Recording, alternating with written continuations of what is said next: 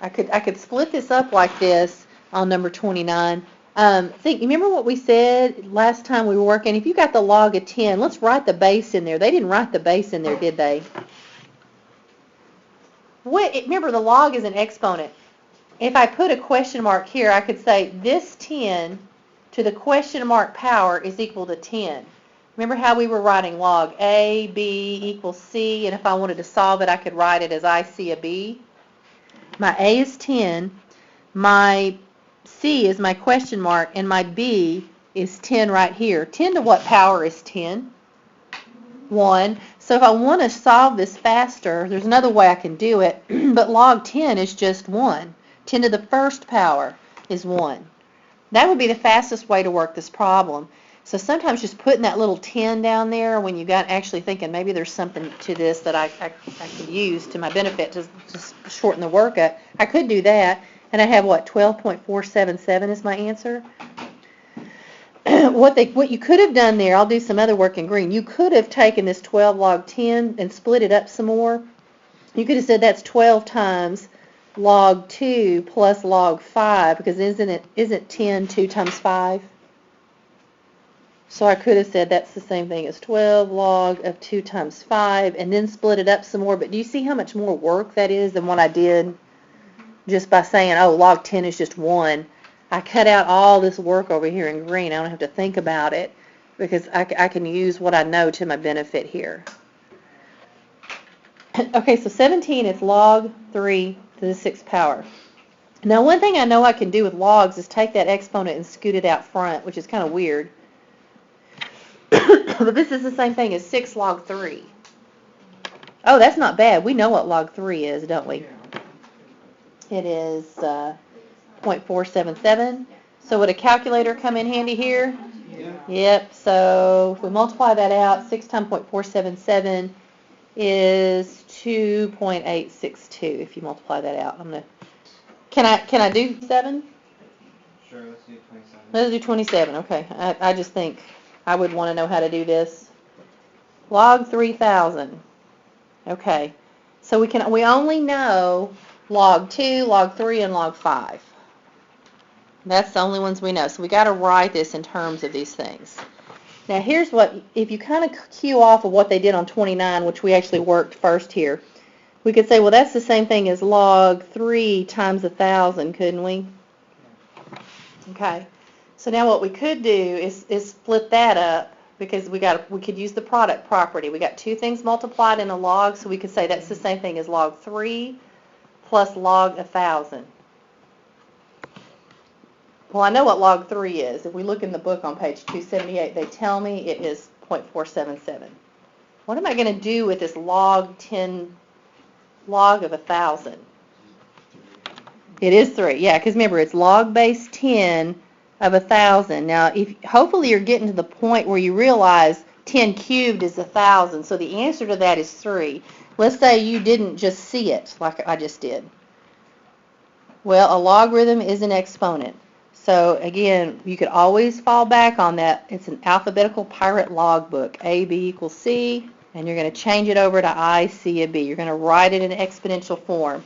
My A is 10, my C is my missing thing, and my B is 1,000. 10 to what power is equal to 1,000? It's 3, isn't it? Because you remember we just count the zeros. 10 cubed means there would be 3 zeros. That would give me 1,000. So my missing exponent is 3. So that log 10 of 1,000 is actually just the number 3. Can you drop extra zeros? After decimals, as long as which one are you looking at? I was looking at 21. 21, yeah. Yeah, aren't they just messing with you on 21? Loves to mess with you and say, well, how can I make this look harder than it really is? Yeah, if it's after the decimal point and there's no number other than 0, you can just cut that off. That's just log 3. So it would just, we know what log 3 is. It's 0.477, right? This book has a way of being able to write everything in a confusing way, which makes it's good practice for you to try to go, okay, well, how can I figure this out? Just because we've got time, I want to make sure we do one out of every section. So let's pick a long one. Let me look at number 39.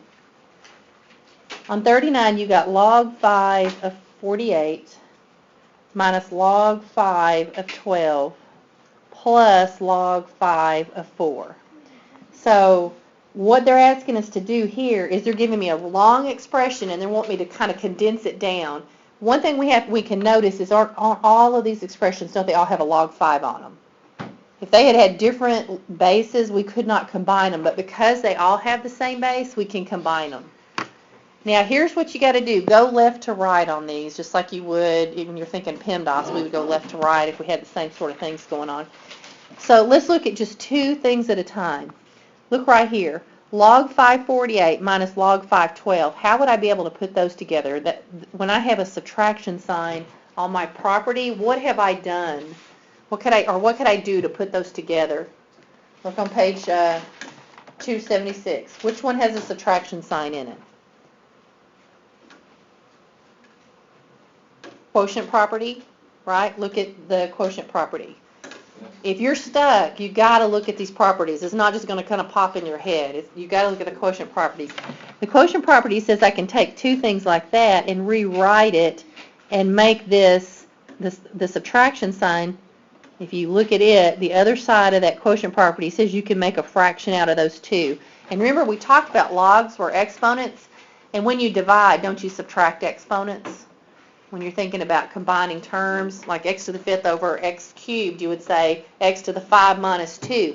That's where these rules are coming from. They're the exponent rules. So I can write that way.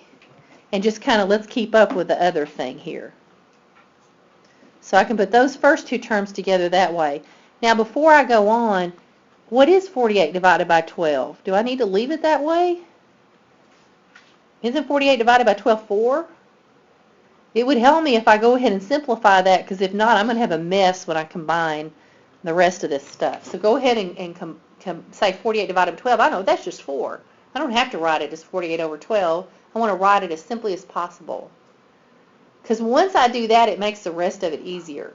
When I'm adding two things, that's like the right-hand side of the properties of logs on page 276.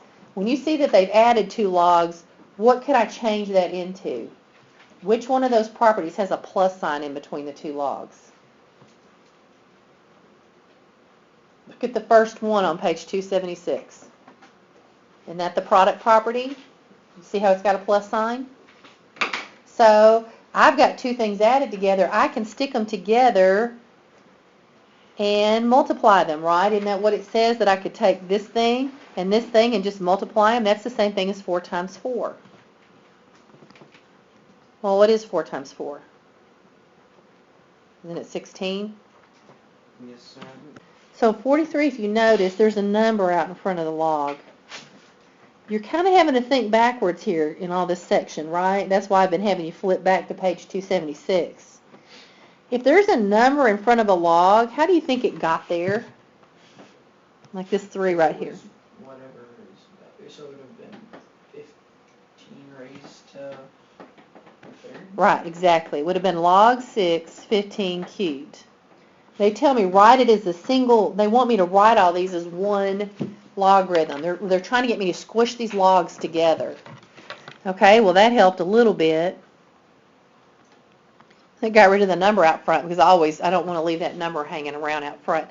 Now I'm supposed to continue trying to write them as a single logarithm, and in most books they call that condensing the logarithm. When you condense something, you make it more compact. What can I do? There's a subtraction sign. Which one of those properties on page 276 has a subtraction sign?